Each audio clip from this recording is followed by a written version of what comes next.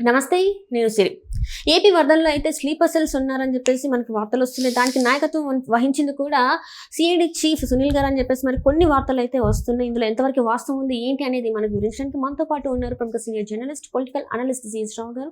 నమస్కారం. నమస్తే.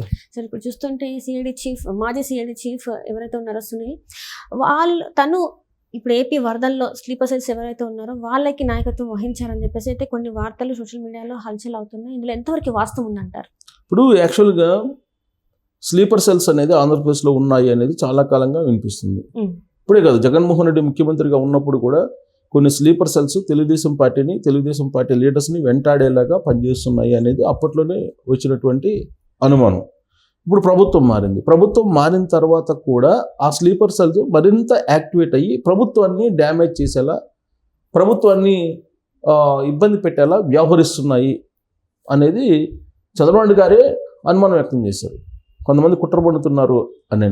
ఈవెన్ కరకట్ట పేల్చివేయడానికి, లేదంటే బుడమేరు కట్టని గండి కొట్టడానికి కూడా ప్రయత్నం చేశారని అనుమానిస్తూ ఆయన అప్పటికప్పుడు పెట్రోలింగ్ పెట్టడంతో పాటు లస్కర్స్ని 24 hours నిఘా పెట్టడం కూడా జరిగింది. సీసీ కెమెరాలు కూడా ఏర్పాటు చేశారు.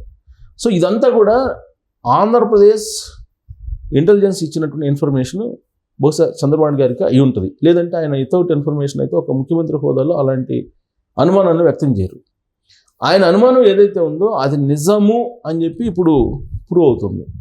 ఎలా ప్రూవ్ అవుతుందంటే, బుడమేరు పొంగటంతో మునిగిపోయినటువంటి విజయవాడలో ప్రజలు నిరాశ్రయులయ్యారు. ఈ నిరాశ్రయులైనటువంటి ప్రజల్ని బయటికి తీసుకొచ్చేటువంటి ప్రయత్నం ప్రభుత్వం చేసింది. రాత్రింబగళ్ళు చంద్రబాబు నాయుడు గారు ఉన్నారు ప్రజల కోసం. ఆయన 23 గంటలు ప్రొక్లైన్ మీదనే ఎక్కి ఆయన నిరాశ్రయులను అందరినీ కలిసి వాళ్ళకు ధైర్యం చెప్పేటువంటి ప్రయత్నం చేశారు. దాదాపు ఒక 4-5 రోజులు నీళ్ళల్లో ఉండటంతో ఆయన పాదాలు కూడా బొబ్బలు పోయి చితికిపోయినాయి ఆయన పాదాలు. అవి సోషల్ మీడియాలో కూడా అవి ఫోటోలు వైరల్ అవుతున్నాయి. ఆయన పాదం అంతా నాని, ఈ 4 రోజులు వర్షంలో ఉండేటప్పటికి నాని అది మొత్తం డ్యామేజ్ అయ్యి బొబ్బలు పోయి, ఆ బొబ్బలు కూడా చితికినాయి ఎర్రగా. ఆ ఫోటోలు కూడా ఇప్పుడు వైరల్ అవుతున్నాయి.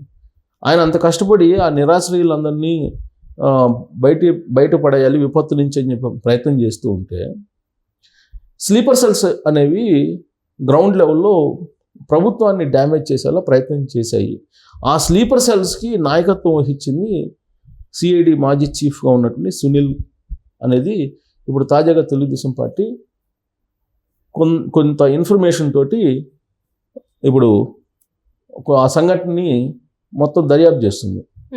ఎలాగనంటే, ఈ వరదలు వచ్చిన వెంటనే ఎవరు హడావుడిలో వాళ్ళు ఉన్నారు. ప్రభుత్వం మంత్రులందరూ కూడా ఒక కరకట్ట మీద ఉండేవాళ్ళు కొందరు, గండి పడిన దగ్గర కొందరు, ఈ జనాలు నీళ్ళలో కొట్టుకోబోతే కనుక వాళ్ళని ప్రాణాల నుంచి రక్షించే వాళ్ళు కొందరు, ఇలా ప్రాణ నష్టం తగ్గించాలి అనేటువంటిది ఒక ప్రయత్నం తొలి రోజుల్లోనే. ఆ రోజు వరద వచ్చిన రోజుల్లో ప్రాణ నష్టం తగ్గించాలి, ఆస్తి నష్టం తర్వాత సంగతి, ప్రాణ నష్టం తగ్గించాలనే ప్రయత్నంలో దాదాపుగా సక్సెస్ అయ్యారు.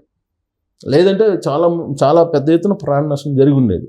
ప్రభుత్వం చెప్తున్న దాని ప్రకారం 35-36 మంది చనిపోయారు. కానీ జగన్మోహన్ రెడ్డి దాన్ని ఒక 60 మందికి 70 మందికి అలా లెక్కేస్తున్నాడు ఆయన.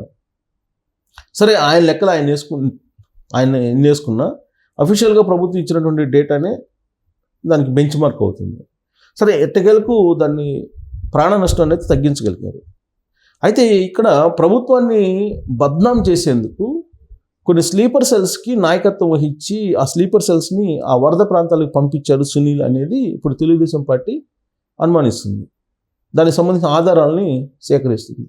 ఎలాగంటే, గతంలో ఐపాక్కి సంబంధించిన టీం ఉండేది.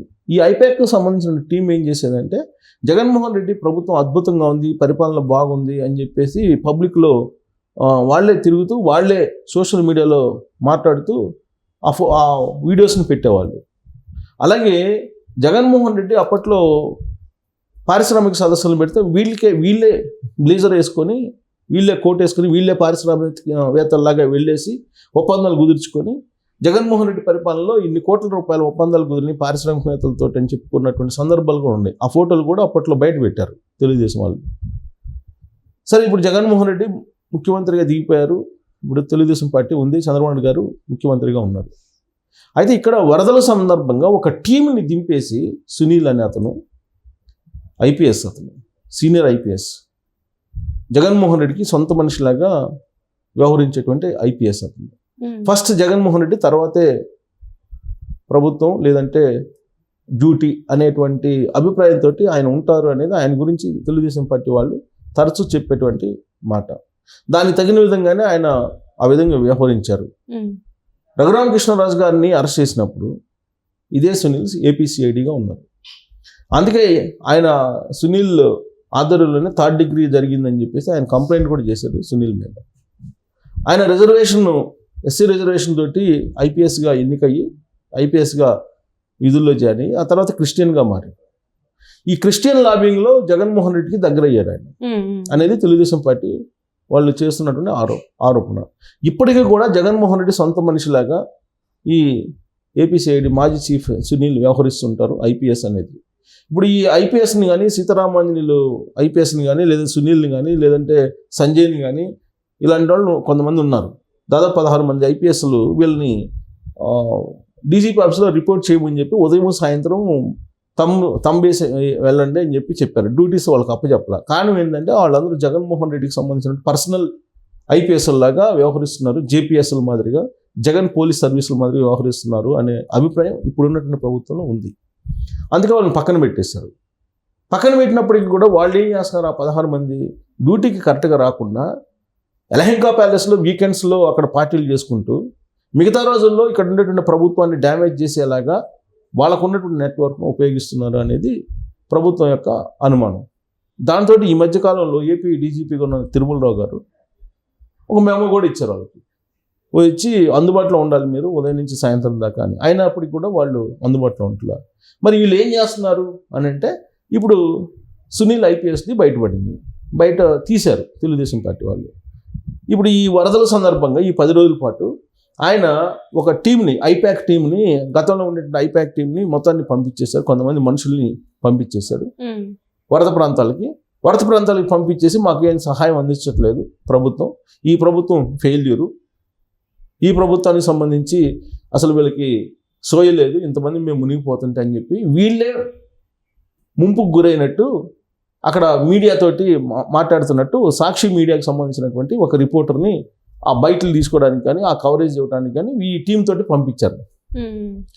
ఈ టీం తోటి పంపించి వాళ్ళతో మాట్లాడిచ్చిన బయటలు అవన్నీ కూడా ప్లే చేయటం, ప్రభుత్వానికి వ్యతిరేకంగా మాట్లాడటం, ఈ అన్నిటిని కూడా ఆపరేట్ చేసింది ఎవరంటే సునీల్ ఐపీఎస్ అనేది తెలుగుదేశం పార్టీ వాళ్ళు ఆధారాలు సేకరించారు. సో ఈ సునీల్ ఐపీఎస్ ఈ టీంను అందరిని పంపించి ఈ విధంగా మాట్లాడిన అని చెప్పేసి మాట్లాడిస్తూ ప్రభుత్వానికి వ్యతిరేకంగా సహాయ కార్యక్రమాలు అందలేదు, మాకు టైంకి ఫుడ్ అందించలేదు, తర్వాత ఈ బుడమేరు పొంగడానికి కారణం చంద్రబాబు నాయుడు. అక్కడ చంద్రబాబు నాయుడు 2-3 రోజుల నుంచి జాగ్రత్త పడినట్టు మేము ఈ ప్రమాదంలో చిక్కునే వాళ్ళం కాదు, చంద్రబాబు నాయుడు అవగాహన రాహిత్యం కారణంగానే ఇదంతా జరిగింది, అక్కడ డైవర్షన్ ఛానల్ గేట్లు ఎత్తలేదు, 2 రోజుల క్రితమే గేట్లు ఎత్తినట్టయితే మేము మునిగాళ్ళం కాదు. ఇలా వీళ్ళకి ఒక ఫీడ్ ఇచ్చేసి ఒక కంటెంట్ ఇచ్చేసి ఈ కంటెంట్ని వాళ్ళ చేత ఇచ్చి ఆ మాట్లాడినటువంటి కంటెంట్ని సొంత మీడియాకి తర్వాత కూల్ మీడియాకి పంపించడం ద్వారా ప్రభుత్వాన్ని డ్యామేజ్ చేయాలి, ప్రభుత్వాన్ని బదనాం చేయాలి, వీళ్ళంతవరకు చంద్రబాబు గారి ఇమేజ్ని తగ్గించాలి అనేటువంటి ఒక లక్ష్యాన్ని పెట్టుకున్నారు. ఆ లక్ష్యాన్ని చేరడానికి ఆంధ్రప్రదేశ్ మాజీ సిఐడి చీఫ్ ఎవరైతే సునీల్ ఉన్నారో జగన్మోహన్ రెడ్డి వీరభక్తుడు, ఆయన ఉపయోగించారనేది తెలుగుదేశం పార్టీ వల్ల అనుమానం. దానికి సంబంధించిన ఆధారాలు సేకరిస్తున్నారు. ఈ ఆధారాలను ప్రూవ్ అయితే ఆయన డిస్మిస్ చేసేటువంటి అవకాశం కూడా లేకపోలేదు సునీల్ని. ఇప్పుడు ఉన్నటువంటి ప్రభుత్వం ఆధారాలు సేకరిస్తుంది. ఈ స్లీపర్ సెల్స్ని ఖచ్చితంగా ఇతను మూవ్ చేశాడు అని చెప్పి అనుమానిస్తుంది. బట్ మూవ్ చేశారు అని చెప్పి కనుక 1-2 ఆధారాలు దొరికితే కనుక ఖచ్చితంగా ఈ సునీల్ డిస్మిస్ చేసేటువంటి అవకాశం కూడా లేకపోలేదు. ఆ డిస్మిస్ కనుక చేయకపోతే మిగతా ఐపీఎస్లు ఎవరైతే ఉన్నారో ఇప్పుడు వాళ్ళు కూడా హద్దు మీరేటువంటి అవకాశం ఉందని చెప్పి ఈ ప్రభుత్వం భావించడంలో తప్పు కూడా లేదని చెప్పి మనం విశ్లేషణ చేసుకోవచ్చు. Thank you so much.